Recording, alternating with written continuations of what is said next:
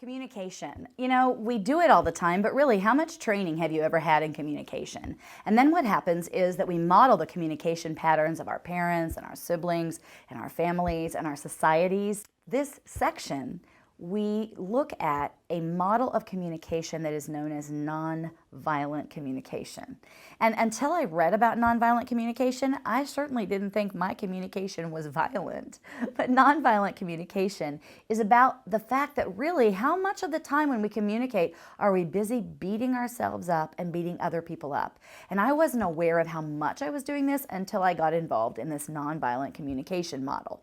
Now, interestingly enough, you've probably heard this before, but I was taken aback by the fact that I had heard this, I don't know how many times, but this most recent time that I went over it, it just hit me as something so magical. So I always invite you to continue revisiting some of the material that you're familiar with. Just because you know something up here doesn't mean you know something down here where you can actually use it and actually live it. So the 4 components to nonviolent communication are: 1, observations, factual accounts of what actually happened. 2, feelings. How did you feel about that? Feelings are real. 3, needs. Like, what is it that you want or need as a result of your feelings? And you have the right to your feelings, and you have the right to request whatever it is that you want. And component number 4 is requests. How many times do people want others to read their minds? I had a woman in class, the class that you're actually watching, and she said, nobody ever lets me finish my sentence. And right in the middle of her saying that, I cut her off and started telling her something. And I noticed, look at that, I just didn't let you finish your sentence. So here we go. That was such a standard communication. Nobody ever lets me finish my sentences. Is that fact? Well, no, I mean, obviously, sometime in her life on the planet, someone has let her finish a sentence. 2, no one will let me finish my sentence. How do you know if I'm in my mind, like, intentionally cutting off your sentence? I mean, maybe I thought you were finished, so the whole idea that it presumes that someone does it on purpose, that's also not true. So as we take a look at sort of moving that into the nonviolent communication model, it would sound like this. Observation. I was just talking and I wasn't finished when you began talking.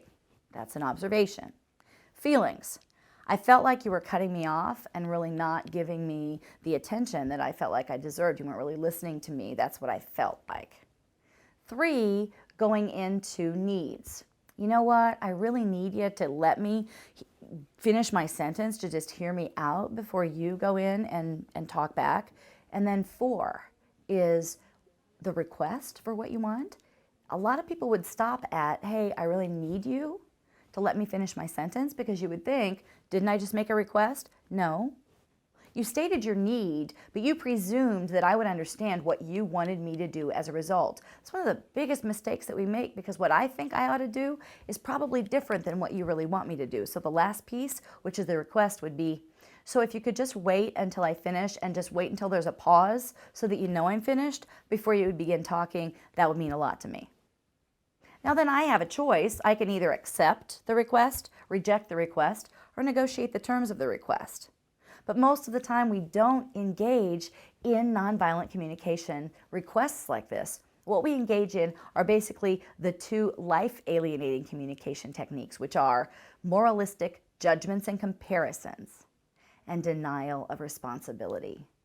Blame. You always cut me off. You never do this. I shouldn't have to do this.